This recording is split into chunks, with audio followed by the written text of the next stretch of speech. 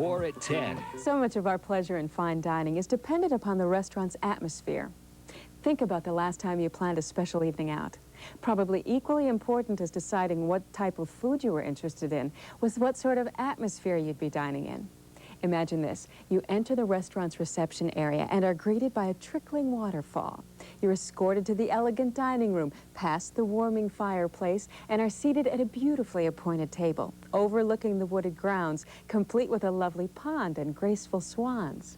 Live piano music plays softly in the background as you ponder the menu. Elegant and relaxing dining such as this has been a Summers family tradition for over 20 years. The restaurant is, of course, the Columns. Join us for Menus Around Milwaukee.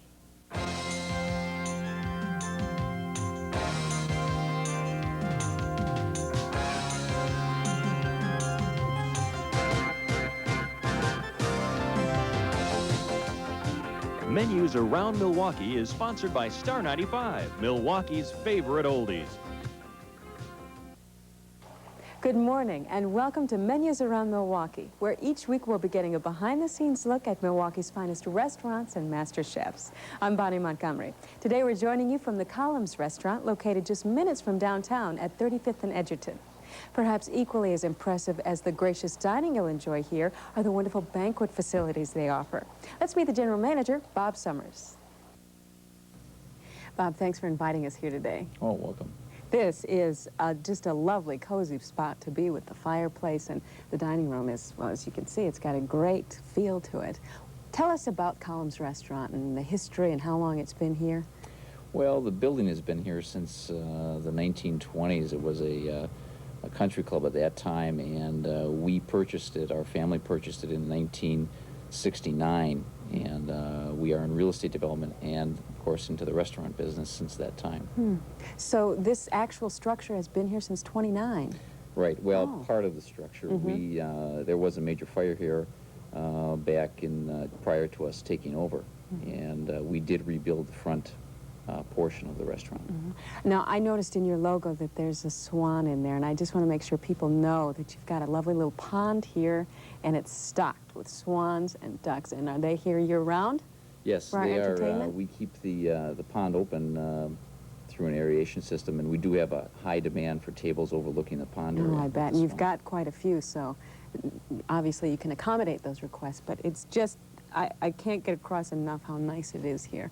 What a nice, relaxed feeling it is. So when people come, what kinds of foods can they expect? Well, we have a basic American cuisine here, and we do have steaks and the prime ribs, seafoods. We get into some specialties, and we do a lot of weekly features, which are some of my favorites, and some original creations that our chef gets into. Like what? Well, he does a chicken Roma, which I kind of enjoy. We do that at lunch, and that's a real nice item. The shrimp scampi, of course, which is popular, is one of my favorites that he does. And so you did mention that you have a lunch. What kind of a menu do you have for that? It's a varied menu. We run salads, we run into the sandwich areas, and we get into the entrees, the tenderloin sandwich, and shrimp sautéed, and items such as that. So what are your hours and when are you open? Well, for lunches, we're open every day from 11 until 2, Monday through Friday. Evenings, we're open Tuesday through Saturday, starting from 5 o'clock. And then on Sunday, we have a brunch, and that runs from 10:30 until 2. And then we start serving again at 4. I've heard that your brunch is something not to be missed. What can we find on that? Well, it's a great way to spend a Sunday afternoon. We have a real nice salad bar and condiment bar. We have breads that we make here in-house, and muffins. The entree table has usually 4 to 5 items, carved beef or ham or turkey. There's omelets made to order, French toast. We also do a stir fry in the dining room that Wayne does, our chef, and we have a real nice dessert table also. That sounds like something different, the stir fry for a Sunday brunch. That sounds like a good plan. Now, you also have banquet facilities here. Yes, our banquet facilities, we have 3 rooms, 2 larger. We have our Gothic room, seats about 300 people, pardon me, and our party room seats about 200. Our key room is about 60 people. They all have their own bar facility and dining room area, dance floor areas. If I wanted to have one of these rooms for a business get-together, a reunion, something like that, how far in advance do I need to call you? I would say if it's a popular season, a year to a year and a half, sometimes 2 years in advance. Boy, that's good to know. Tell us about your chef. Well, Chef Wayne Rowe has been with us just about 2 years now, and he comes to us from working many different restaurants. He did spend an internship with the Salt Lake City Hilton. He's worked at the West Bend Country Club, and he's also worked at University Club, so we're real happy to have him. Now, as you said, the shrimp scampi was one of your favorites, and the chicken marsala is one of mine, so I can't wait till we get started with that. That's coming up next on Menus Around Milwaukee. Shop. Welcome back to Menus Around Milwaukee. Now we are in the kitchen at the Columns Restaurant, and this is Chef Wayne Rowe. Thanks for inviting us in here where the action happens. What are you making for us today? Chicken marsala. Okay, great. One of my favorites. All right. The first thing I want to do is put a pan on. Okay. And get the butter hot. This is usually have to get the pan ready. How hot do you want this butter to be? Almost smoking. Okay. This dish is served with asparagus and pasta. This asparagus I've cleaned already. Some people find it a little bit tough, and we take the time to peel off the outer skin so it not only cooks faster, but it's a little bit more tender. Oh, good. So that's been we'll put done that with in those, okay. To cook, and it's real easy to peel the skin off. I peel downwards on it. Asparagus sometimes this time of year is very fragile. It'll break Oh. if you do it down like this. Uh-huh. And it's that simple. Okay. And that makes all the difference in the world, I guess, with To some it is. people. Mm-hmm. Okay, the marsala I make, I use mushrooms, garlic, and of course marsala wine and cream, and chicken breasts. Now we use only chicken breasts here for this, and we clean them up every day. And we take the skin and the fat off. It's actually a fairly healthy dish. That's good to hear since I like it so much. I always enjoy hearing that. Okay. Chicken strips. And as you can see, my pan is smoking a little bit. That's what we want. Now what I'm going for on these mushrooms is good color. The more color you have on them, the more flavor they'll have.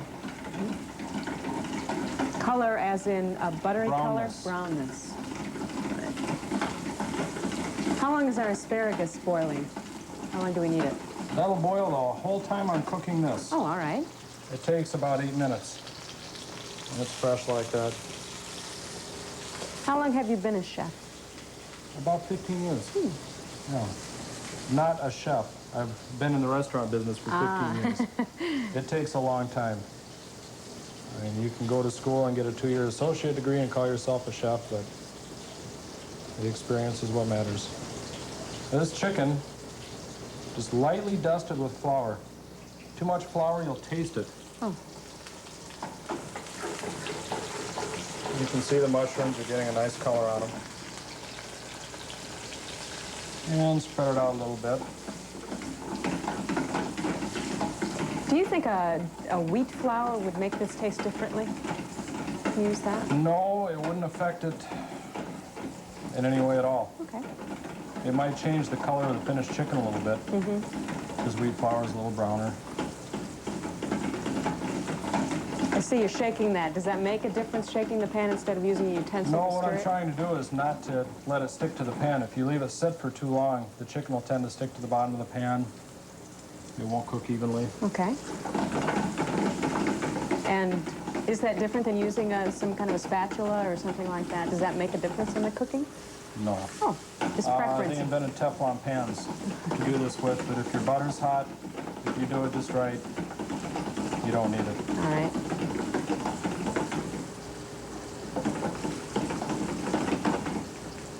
So what I'm going to do is brown this a little bit and then drain the butter off, and we'll heat it up and add the Marsala wine. Now, the reason I'm flipping it is to turn the chicken. I can see what So you that it mean now cooks about the brown color in the mushrooms also. Yeah, that adds a lot of flavor. Okay, I'm draining off the grease.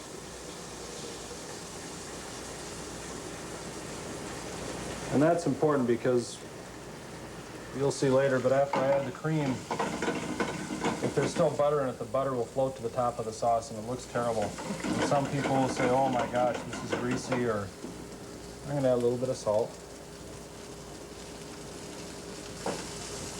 I don't really believe in using a lot of salt because a lot of people don't like it. They like to add their own. I do. And this will probably sting a little bit. Yeah. What was that? That's Marsala wine. All right. Wayne, this looks tricky. Have you? Tell me No. you've never had any Just accidents don't or stand real anything. close to it. But you notice I have my sleeves rolled up. Oh yeah. Yeah. Okay. That's about all. And then the flame just goes away. Huh? All the time. That means the alcohol is gone Oh. from the wine. What's burning when I do that is the alcohol. And you don't want to add anything to it until the alcohol is burned out. Cream will break if there's still alcohol in the pan. And this is the heavy cream. Now, why would you be using the heavy cream instead of cornstarch or something like that? This forms a natural sauce. It's a natural reduction to sauce. And what it does is as you gradually allow it to cook down, which that will come to a boil and simmer a little bit, it forms a light glaze over the chicken and the mushrooms, and it adds a nice flavor to it. I noticed that you were talking before about the salt and that you don't like to use too much of it, and people can do their own salting. How about the asparagus? Did you No, put anything in the water? No, just plain just boiling. plain water. I think it has the best flavor that way. Do you do People that? have butter, you know, at their table they can add to it and things like that. Do you do that often with when you cook vegetables here at the columns? Do you not use a lot of We don't salting? add anything unless they request it. Oh. So it can be requested then? Yeah. Oh, that's good We to can know. put hollandaise or cheese sauce or a lot of things on vegetables, but we don't generally because a lot of people are on diets and they're health conscious. And we're just about ready. How do you make sure that the chicken is done in the middle? I just go by cooking time. Oh. I know generally how long it takes to cook strips of chicken, and it adds heat. Now, when this boils, of course, it's 212 degrees, so if you cook something at 212 degrees for 5 minutes, it'll be It's fully gonna be cooked, done, you know, okay. Small pieces like this. All right. How often do you change the menu? Not very often at all. What we do is we run menu specials. If someone likes to come in and they want something different than their regular customers, and they don't necessarily like everything that's on the menu, we have specials every week for lunch and dinner. They change every week, and we keep everything fresh. So if we wanted to know about a specific special, maybe we've had it before, would could we call in and ask if Certainly. that's going to be on the menu? Okay. Yeah, we have all our specials listed up to 2 months ahead of time. Because Oh, I that's do my good. specials depending on availability of product and the season of the year. So a lot of things you can't get, otherwise they're much more expensive than we'd want to pay. You know, and the customer doesn't want to see that cost reflected in their bill. So we have to plan things so that they'll enjoy it. So our asparagus must be done now. Oh, yes. Good. Nice, adds nice color to our finished product here, I think. I'm curious about these specials now. Do you come up with these different dishes yourself? Yes, I do. How do you do that? How does a chef make something up? I go through a lot of cookbooks. I go through a lot of old menus from other restaurants from all around the United States. I find things that I think I can make and things that are also easy to teach the cooks to make so that we keep everything the same and It's consistent, yeah. What would you say is your specialty here? The soups. I love making soups. I like making them interesting, and I like people to come here and say they had a great soup that they've never had anywhere else. And Okay. you know, because you can go anywhere and get prime rib and, you know, barbecue ribs, and chicken marsala is made quite a few places. But a special soup people remember. Okay. Yeah. As you can see, here's our finished product, and it Yes. does look healthy with It is. the asparagus It's a and the good- nice good pasta. meal. Very good. And we have to remember to make sure if we come to the columns and when we do, to order soup. Thanks, Wayne, Please do. for doing this for us. And when we continue with menus around Milwaukee, we're going to take a look at some other things that Wayne has prepared for us. That's coming up.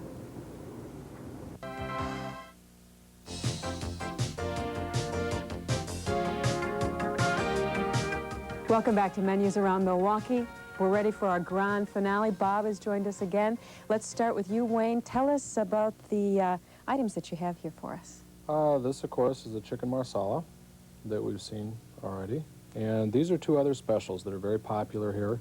Veal Oscar, which is sautéed veal and asparagus, crab meat, topped with hollandaise sauce. And then we have shrimp scampi, which is sautéed shrimp and celery onions. It's in a white wine garlic sauce. And it's served on a bed of rice, and it's very popular also. And the dessert? And the desserts, we have poppy seed tort. We have Kentucky Durban pie. Which is? It's kind of a heavy fudge pecan pie. And it's baked with bourbon in it also, which gives it an interesting flavor. And our chocolate mousse. And we have cheesecake, chocolate, and plain. And we also have cherry cheesecake. And, And many other desserts, but of course we don't have room on the dessert tray for them. and all of these are made here, We make all the desserts here in the house, yes. which makes them extra special. Mhm. Well, Bob, let's talk to you for a moment. We've just seen some of these dishes. You have an extensive wine list here, is that correct? Yes, we do. We have a list containing domestic and imported wines, and it goes into the whites, reds, champagnes, and all your different wines.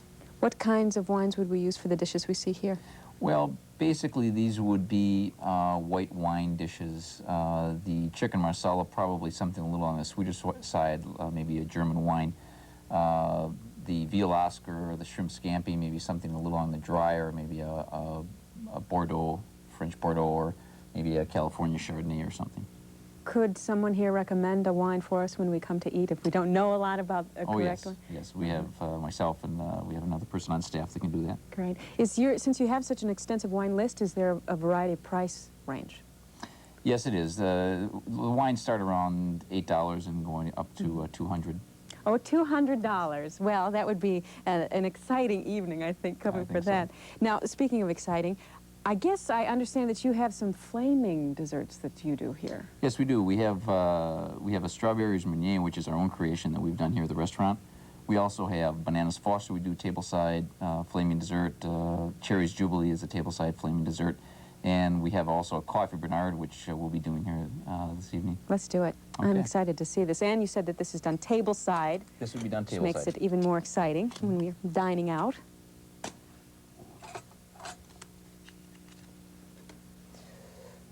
Well, first of all, we're just going to get our glasses warmed up here a little bit with some brandy. What's that on the top? It's the glass is sugared, and then what we want to do is caramelize that sugar through the flaming here.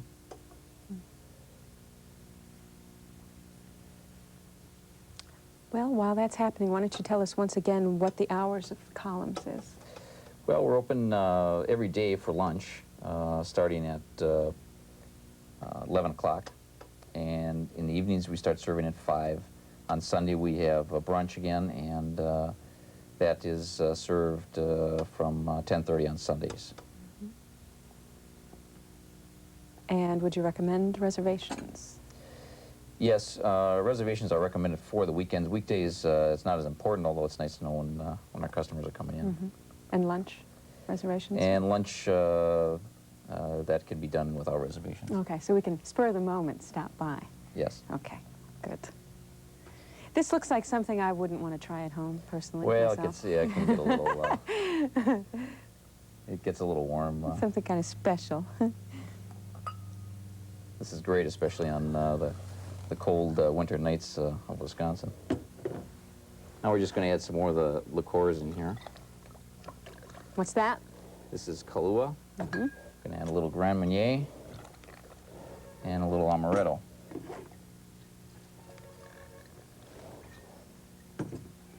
This is an impossible sort of thing to do non-alcoholic, isn't it? Yes, it is. Okay. But a lot of it's burned off, so it's not as bad as it really I looks. see. So that's what you're doing right there, is burning off a lot of that Right. alcohol, but leaving the flavor.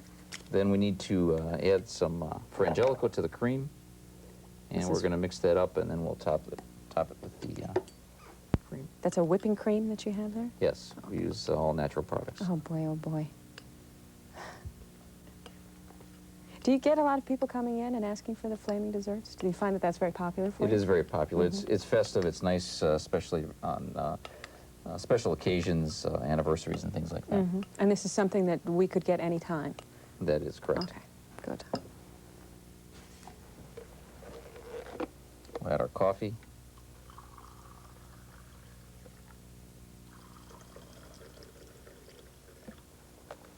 And the cream.